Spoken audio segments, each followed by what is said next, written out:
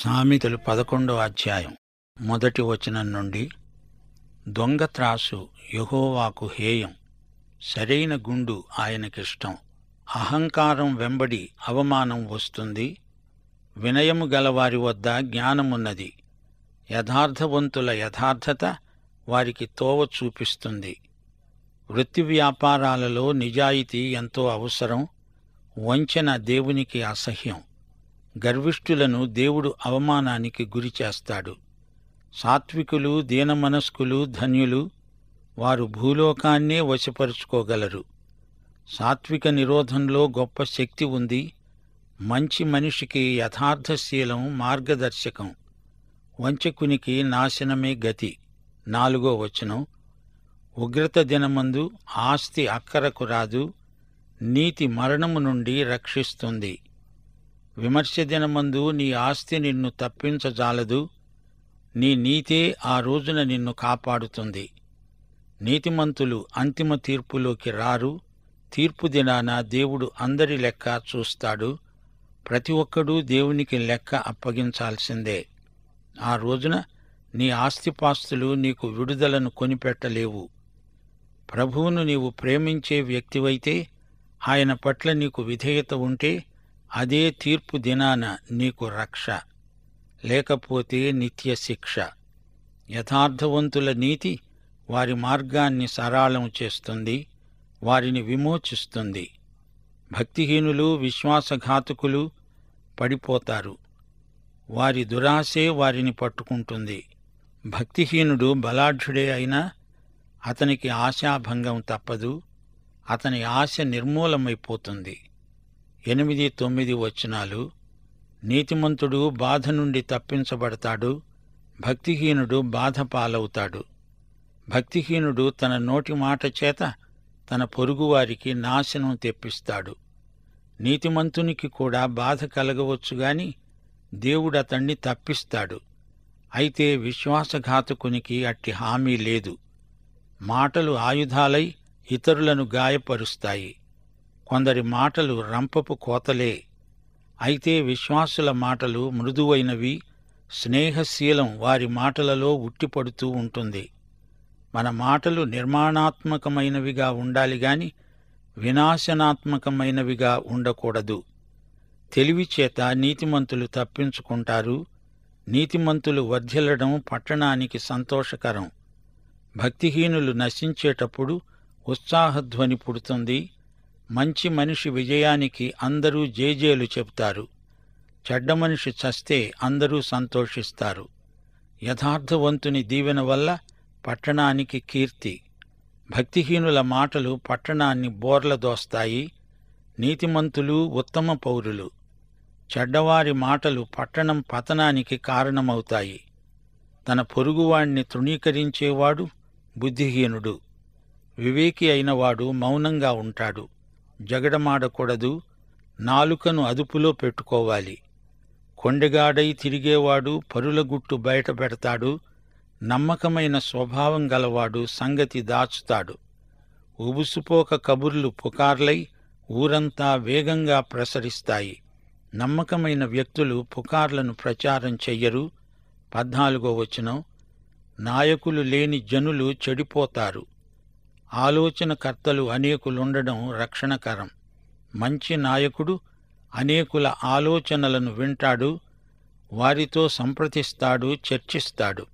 ఏకపక్ష నిర్ణయంలో పక్షపాతం ఉండవచ్చు. నలుగురి అభిప్రాయం తెలుసుకొని నాయకుడు సరైన నిర్ణయం తీసుకుంటాడు.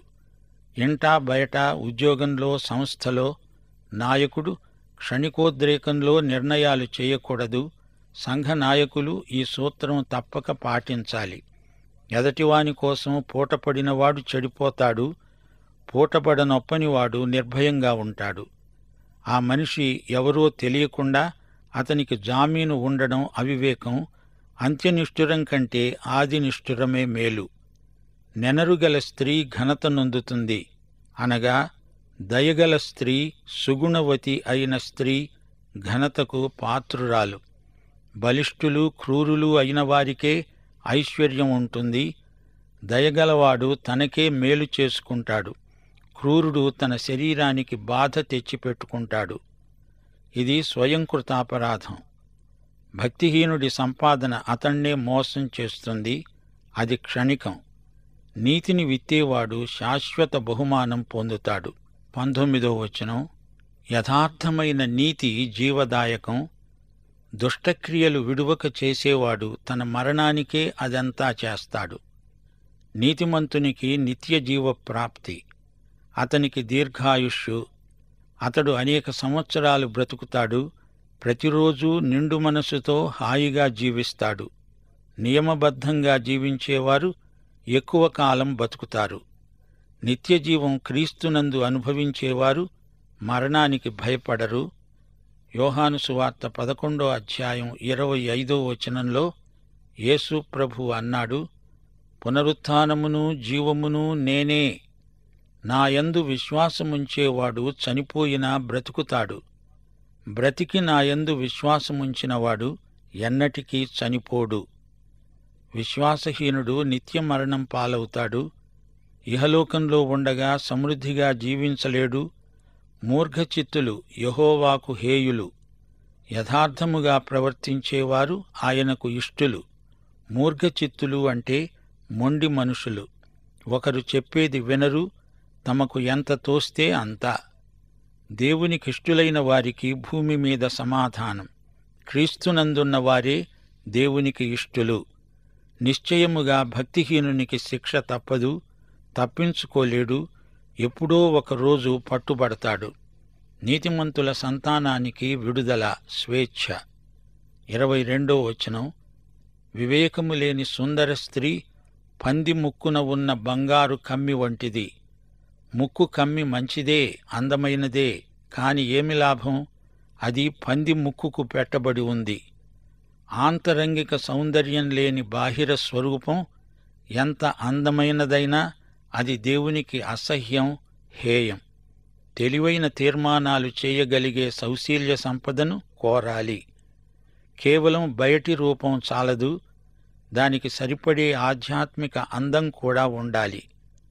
నీతిమంతుల కోరిక ఉత్తమమైనది, భక్తిహీనుల ఆశ అహంకారయుక్తమైనది. అహంకారం దేవుని దృష్టిలో అతి నీచమైన గుణం. నేను అనే సర్వనామం వారిని సర్వనాశనం చేస్తుంది. 24వ వచనం, వెదజల్లి అభివృద్ధి పొందేవారున్నారు, తగిన దానికన్నా తక్కువ ఇచ్చి లేమికి వచ్చేవారు ఉన్నారు. ఔదార్యము గలవారు పుష్టి నొందుతారు, నీళ్లు పోసేవారికి నీళ్లు పోయబడతాయి. సోదరీ సోదరులారా, ఇది దాతృత్వ వచనం. ఇచ్చిన వారికి సమృద్ధి అనేది ఆధ్యాత్మిక నియమం. నీకున్న సంపద, సామర్థ్యము, సమయము ఇతరులకిస్తే నీకు ఇంకా ఎక్కువ వస్తుంది. మనం ఇవ్వడం మొదలుపెడితే మనం ఇంకా ఎక్కువ ఇవ్వగలిగేటట్లు దేవుడు మనకు ఇంకా ఎక్కువ ఇస్తాడు.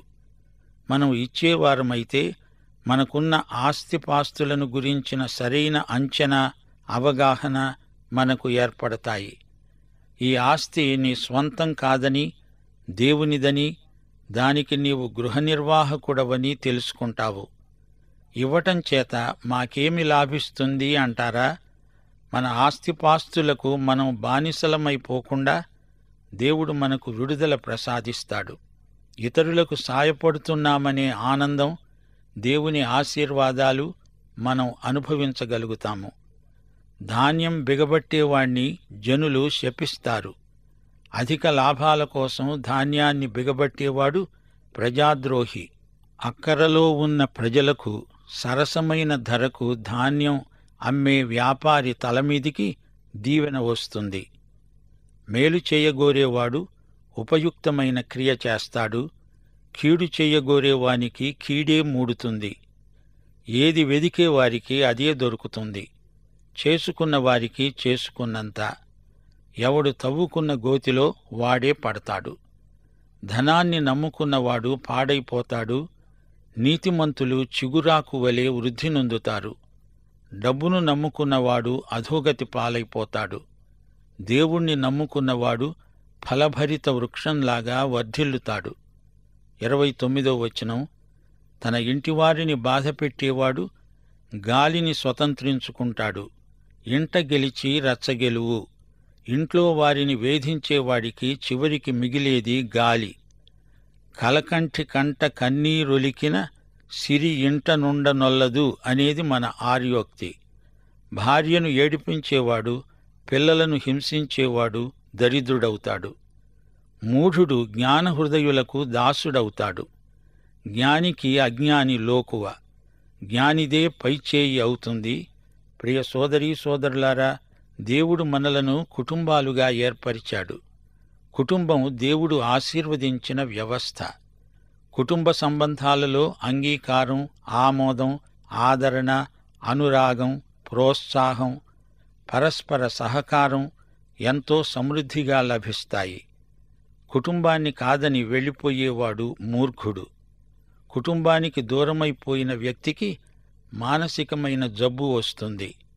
కుటుంబంలో శాంతి సమాధానాలు నెలకొనేటట్లు, గాయపడే మనస్సులు స్వస్థపడేటట్లు ప్రతి ఒక్కరూ ప్రార్థనాపూర్వకంగా కృషి చెయ్యాలి. 30వ వచనం, నీతిమంతులు ఇచ్చే ఫలం జీవవృక్షం, జ్ఞానము గలవారు ఇతరులను రక్షిస్తారు. జ్ఞాని నీతిమంతుడు, ఇతని జీవితం ఆదర్శప్రాయమైనది. లక్ష్యశుద్ధి గలవాడై జీవిస్తాడు. అతని వ్యక్తిత్వం ఎంతో ఆకర్షణీయమై ప్రకాశిస్తుంది. అలాంటివారు అనేకులను దేవుని వద్దకు నడిపించగలుగుతారు. ఆత్మల సంపాదన ఎందుకు ఇంత ముఖ్యమో చెప్పనా? దీని ద్వారా మనకు దేవునితో సన్నిహిత సంబంధం కొనసాగుతుంది. ఇతరులకు నిత్య జీవం పరిచయం చేసిన వారమవుతాము. 31వ వచనం, నీతిమంతులు భూమి మీద ప్రతిఫలం పొందుతారు. భక్తిహీనులు, పాపులు మరి నిశ్చయముగా ప్రతిఫలము పొందుతారు గదా. పాపం చేసి దాని ఫలితాన్ని ఎవరూ తప్పించుకోలేరు. విశ్వాసులకు వారి విశ్వాసానికి తగిన బహుమానం ప్రాప్తిస్తుంది. పాపులకు తగిన శిక్ష వారికి ఉంది. ఎవరూ చూడటం లేదులే అనుకుంటే అది కేవలం భ్రమ. దేవుడు చూస్తున్నాడు, జాగ్రత్త. ప్రియ సోదరీ సోదరులారా, వింటున్నారా? ఈ అధ్యాయమంతా ద్విపద కావ్యం. ప్రజల వృత్తి వ్యాపారాలలోకి దేవుడు రాగోరుతున్నాడు. నీ వృత్తిలో కూడా దేవునితో నీవు భాగస్వామివి, ఆయనతో జత పనివాడవు. తెలిసిందా? ఈ అధ్యాయం వింటూ ఉండగా మీకు ధనికుడు లాజరు కథ జ్ఞాపకమొచ్చింది గదూ. ధనవంతుడి ధనమంతా అతణ్ణి పరలోకానికి చేర్చగలిగిందా? లేదు. కాని లాజరు నీతి అతణ్ణి పరలోకానికి తీసుకువెళ్ళింది. లాజరు నీతిమంతుడు. ఇహలోక ధనంతో పరలోక ఆశీర్వాదాలను కొనలేము. హామాను దుష్టుడు, మొర్దెకై నీతిమంతుడు. వీరిద్దరి మధ్య తారతమ్యం ఈ అధ్యాయంలో తేట తెల్లం చేయబడింది. వేషధారి నటిస్తాడు. అతని వాస్తవ జీవితానికి, వేషం కట్టినప్పుడు మాట్లాడేదానికి పొంతన ఉండదు. అయ్యో వేషధారులారా, మీకు శ్రమ అంటూ ప్రభువు గద్దించాడు. ఈ అధ్యాయంలో యోసేపు, పోతిఫరు భార్య మనకు పరోక్షంగా కనిపించారు. ఆమె చెడ్డ స్త్రీ, యోసేపు మీద లేనిపోని అభాండాలు వేసింది. దానికి ఫలితంగా అతడు తాత్కాలికంగా చెరసాల నిర్బంధంలో శ్రమపడవలసి వచ్చింది. అయితే ఎట్టకేలకు సత్యమే గెలిచింది. యోసేపు జ్ఞాని, ఆమె మూర్ఖురాలు. మరో ఇద్దరు ఈ అధ్యాయంలో మనకు జ్ఞాపకమొస్తారు. దావీదు నాటి నుండి నేటి వరకు మనకు మంచి జ్ఞాపకం. మరి సౌలో, అతని విషాదాంత గాథ మనకెంతో బాధ అనిపిస్తుంది. విమర్శల పట్ల మన వైఖరి ఎలా ఉండాలో దావీదు మనకు నేర్పాడు. ఒక చెంప షిమీ దూషిస్తూ, తన మీద రాళ్లు వేస్తూ, తనతో నడుస్తూ ఉంటే దావీదు చూపిన సహనం, దీర్ఘశాంతం ఎంతో ప్రశంసించదగినవి. దావీదు చూపిన నిగ్రహం మనకు గొప్ప మాదిరి. ప్రియ సోదరీ సోదరులారా, యేసుక్రీస్తు నిర్వహించే ఈ జ్ఞాన విద్యా మందిరంలో యువకులు జీవిత పాఠాలు ఎన్నో నేర్చుకోగలరు. మరో మాట, దానియేలు గొప్ప ఆలోచనకర్త, రాజనీతి ఎరిగిన జ్ఞాని. అతని సలహా మేరకే కోరెషు ఆజ్ఞ జారీ చేసి యూదులు తమ స్వదేశానికి తరలి వెళ్ళిపోవచ్చు అన్నాడు. ఈ అధ్యాయంలో దాతృత్వ పాఠాలు కూడా మనమెన్నో నేర్చుకున్నాము. 2 కొరింథీ 8వ అధ్యాయం 9వ వచనంలో పౌలు ఈ సంగతే చెప్పాడు. మీరు మన ప్రభువైన యేసుక్రీస్తు కృపను ఎరుగుదురు గదా. ఆయన ధనవంతుడై ఉండి మీరు తన దారిద్ర్యము వలన ధనవంతులు కావాలని మీ నిమిత్తము దరిద్రుడయ్యాడు. కీర్తనలు 69 వచనం 4. యేసు ప్రభువును గురించిన ప్రవచనమున్నది, నేను దోచుకొనని దానిని ఇచ్చుకోవలసి వచ్చింది. యేసు మన బాకీ చెల్లించి మనలను పాప రుణ విముక్తులను చేశాడు. దేవునికి స్తోత్రం. ఈ అధ్యాయంలో నెనరుగల ఒక స్త్రీ పేర్కొనబడింది. ఈమె ఎవరో కాదు, రూతు. రూతు గ్రంథం 3వ అధ్యాయం 11వ వచనంలో బోయజు ఆమెను గురించి ఇచ్చిన సాక్ష్యం, నీవు యోగ్యురాలవని జనులందరూ ఎరుగుదురు. బోయజు ఆదర్శప్రాయుడైన భూస్వామి. యోహాను సువార్త 5వ అధ్యాయం 24వ వచనం ఈ అధ్యాయంలోని హెచ్చరిక కూడా అదే. ఇది సామెతల గ్రంథంలోని కొత్త నిబంధన స్వరం. నా మాట విని నన్ను పంపిన వానియందు విశ్వాసముంచేవాడు నిత్యజీవము గలవాడు. అతడు తీర్పులోనికి రాక మరణములో నుండి నిత్యజీవములోనికి దాటి ఉన్నాడు. ధాన్యాన్ని తన స్వార్థం కోసం, అధిక లాభం కోసం దాచిపెట్టిన నాబాలు మనకు ఈ అధ్యాయంలో కనిపించాడు. అతడు లోభి, మూర్ఖుడు. అబీగయీలు భర్త. ఈమె గొప్ప జ్ఞాని. నాబాలు హఠాత్తుగా మరణించాడు. అలాగే యోసేపు కరువు సంవత్సరాలకు ధాన్యం సేకరించి ప్రజలకు పంచిపెట్టిన జ్ఞాని. ధాన్యమంటే దేవుని వాక్యమే. దాన్ని ప్రజలకు విరివిగా పంచిపెట్టాలి. సంఘాలు ధాన్యం నిలువ చేసే గిడ్డంగులు కాదు, పంచిపెట్టే సమాజ కేంద్రాలు. దైవాశీస్సులు. ఆమేన్.